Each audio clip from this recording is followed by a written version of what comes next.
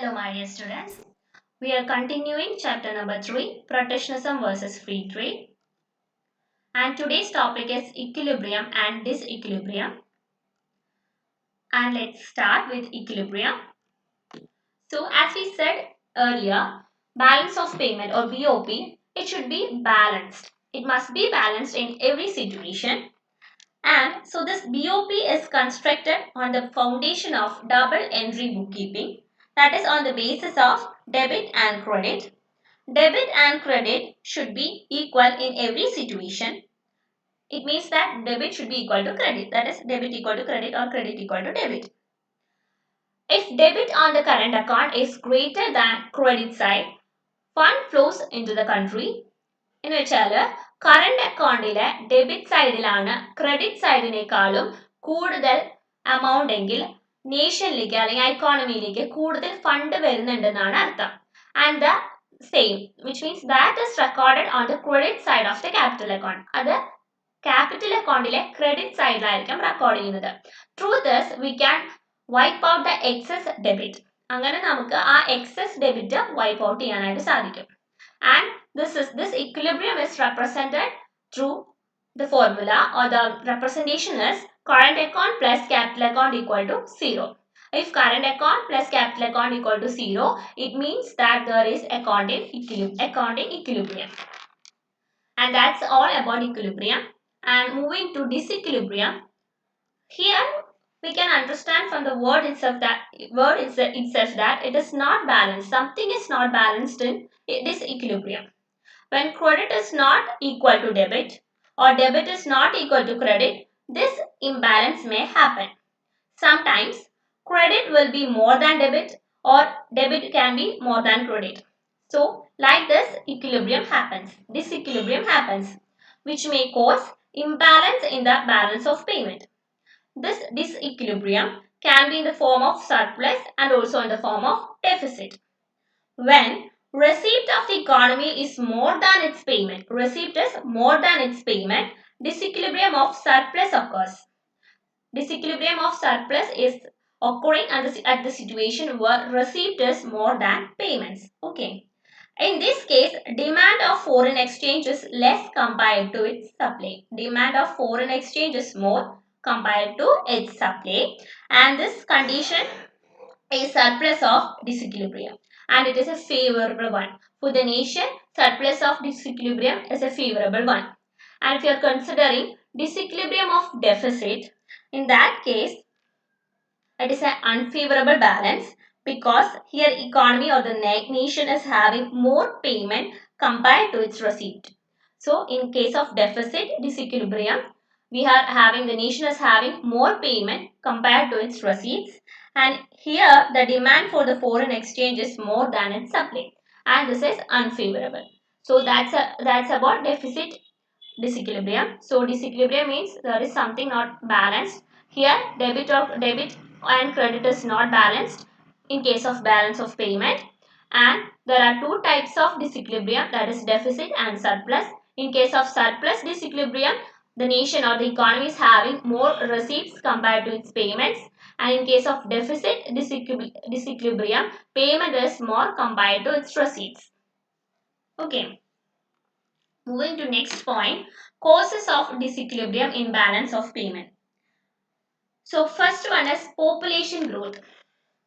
നമുക്ക് എല്ലാവർക്കും അറിയാം, ഡെവലപ്പിംഗ് ആയിട്ടുള്ള നേഷൻസിൽ ഭൂരിഭാഗവും പോപ്പുലേഷൻ വളരെ കൂടുതലായിരിക്കും. പോപ്പുലേഷൻ കൂടുമ്പോൾ അവിടെയുള്ള ആൾക്കാരുടെ എല്ലാവരുടെയും നീഡ്സ് സാറ്റിസ്ഫൈ ചെയ്യാനായിട്ട് ആ നേഷന് തന്നെ ഡൊമസ്റ്റിക്കലി പ്രൊഡ്യൂസ് ചെയ്തുകൊണ്ട് സാധിക്കണമെന്നില്ല. അപ്പോൾ ഒബ്വിയസ്ലി ഇമ്പോർട്ട്സ് കൂടും. അങ്ങനെ വരുന്ന ഒരു സാഹചര്യത്തിൽ ഡിസിക്വിലിബ്രിയം ഉണ്ടാവാനുള്ള സാധ്യതകൾ കൂടുതലാണ്. സെക്കൻഡ് വൺ ആണ് ഡെവലപ്മെന്റ് പ്രോഗ്രാംസ്. എല്ലാ രാജ്യങ്ങളും ഡെവലപ്മെന്റൽ സ്ട്രക്ചേഴ്സ്, ഡെവലപ്മെന്റൽ പ്രോഗ്രാംസിനെ കുറിച്ചൊക്കെ ഒരു ഔട്ട്ലൈൻ ഉണ്ടാക്കും. അവർ ഒരുപാട് ഡെവലപ്മെന്റൽ ആക്ടിവിറ്റീസ് ഒക്കെ ചെയ്യും. അപ്പോൾ ആ രാജ്യത്തുള്ള ക്യാപിറ്റൽ ഗുഡ്സ് അതല്ലെങ്കിൽ ആൾക്കാരെ വെച്ച് അല്ലെങ്കിൽ ആ ഫണ്ട്, രാജ്യത്തിലുള്ള ഫണ്ട് വെച്ച്, റോ മെറ്റീരിയൽസ് വെച്ച് തന്നെ എപ്പോഴും ഡെവലപ്മെന്റൽ ആക്ടിവിറ്റീസ് നടത്താൻ സാധിക്കണമെന്നില്ല.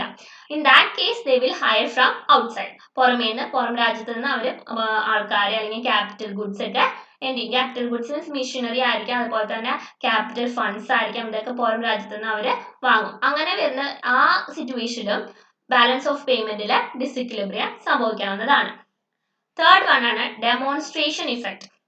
നമുക്ക് എല്ലാവർക്കും അറിയാം, മറ്റുള്ള ആൾക്കാർ ചെയ്യുന്നത് കണ്ടിട്ട് അതുപോലെ ചെയ്യാൻ ആഗ്രഹിക്കുന്ന ഒരു സമൂഹമാണ് നമുക്ക് ചുറ്റുമുള്ളത്. അപ്പോൾ പുറമെയുള്ള ആൾക്കാർ ഓരോ പ്രൊഡക്ട്സ് ഉപയോഗിക്കുന്നത് കാണുമ്പോൾ അതുപോലത്തെ പ്രൊഡക്ട്സ് ഉപയോഗിക്കണം എന്നുള്ള ആഗ്രഹം കൊണ്ട് ഇമ്പോർട്ടഡ് പ്രൊഡക്ട്സ് യൂസ് ചെയ്യും. അങ്ങനെ വരുമ്പോഴും ഡിസിക്വിലിബ്രിയം ആണ്. കാരണം എക്സ്പോർട്ടും ഇമ്പോർട്ട്സും ഈക്വൽ ആവില്ല. ഇമ്പോർട്ട്സ് ആയിരിക്കും ഈ കേസസിലൊക്കെ കൂടുതൽ വരിക. ഫോർത്ത് വൺ ആണ് natural factors.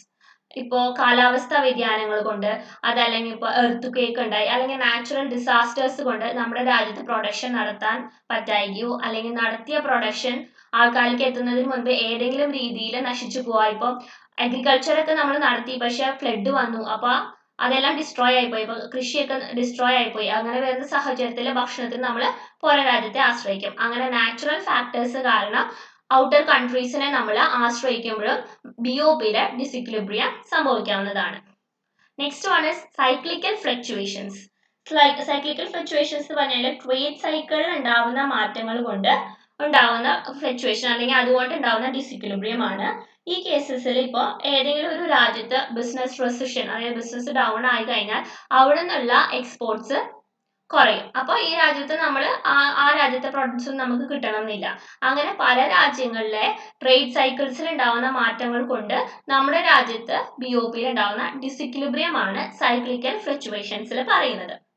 Next point inflation. ഇൻഫ്ലേഷനിൽ പറയുന്നത് നമുക്കറിയാം, പ്രൈസ് ലെവൽ കൂടുന്ന ഒരു സാഹചര്യമാണ് ഈ ഇൻഫ്ലേഷൻ എന്ന് പറയുന്നത്.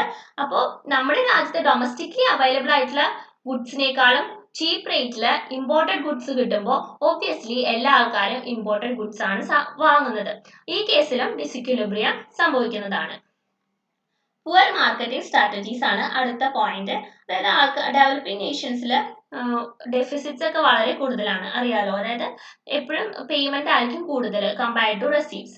അങ്ങനെ വരുന്ന സാഹചര്യം, അതുപോലെ തന്നെ കറക്റ്റ് ആയിട്ട് അവർക്ക് മാർക്കറ്റിംഗ് സ്ട്രാറ്റജീസ് ഒന്നും ഉപയോഗിക്കാണ്ട് വരുമ്പോൾ ആൾക്കാർ പ്രൊഡക്ട്സ് നമ്മുടെ രാജ്യത്ത് വാങ്ങാതിരിക്കും.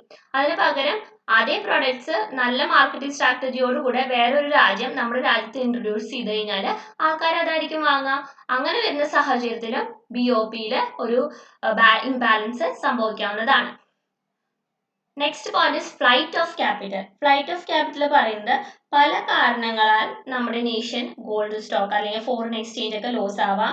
അതുപോലെ തന്നെ ഈ ഡെവലപ്പിംഗ് കൺട്രീസിലുള്ള ആൾക്കാർ വരെ നമ്മുടെ രാജ്യത്തെ ഈ ഇംബാലൻസ് കാണുമ്പോൾ, അതായത് പൊളിറ്റിക്കൽ ഇംബാലൻസ് ആവാം, അതല്ലെങ്കിൽ ഒരുപാട് റെസ്ട്രിക്ഷൻ ആണ് ബിസിനസ് തുടങ്ങാൻ, അങ്ങനെ പല കാര്യങ്ങൾ വരുമ്പോൾ ഈ രാജ്യത്തിലെ ഡെവലപ്പിംഗ് കൺട്രീസിലെ ആൾക്കാർ വരെ ഡെവലപ്ഡ് ആയിട്ടുള്ള കൺട്രീസിൽ പോയിട്ട് ഇൻവെസ്റ്റ് ചെയ്യും. കാരണം അവിടെ ഇൻവെസ്റ്റ് ചെയ്യുമ്പോൾ സേഫ് ആണെന്നുള്ള ഒരു തോന്നൽ കൊണ്ട് നമ്മുടെ ക്യാപിറ്റലൊക്കെ പുറം രാജ്യത്തേക്ക് പോകും. അങ്ങനെ വരുന്ന ഒരു സിറ്റുവേഷനും നമ്മുടെ ക്യാപിറ്റൽ അക്കൗണ്ടിൽ അപ്പോൾ എന്തായി, നമ്മുടെ ക്യാപിറ്റൽ, ഈ രാജ്യത്ത് വരുന്ന ക്യാപിറ്റൽ അക്കൗണ്ട് ഒക്കെ വേറെ രാജ്യത്തേക്ക് പോയി. അപ്പോൾ ആ ക്യാപിറ്റൽ അക്കൗണ്ടിൽ ഒരു ഡെഫിസിറ്റ് വരും.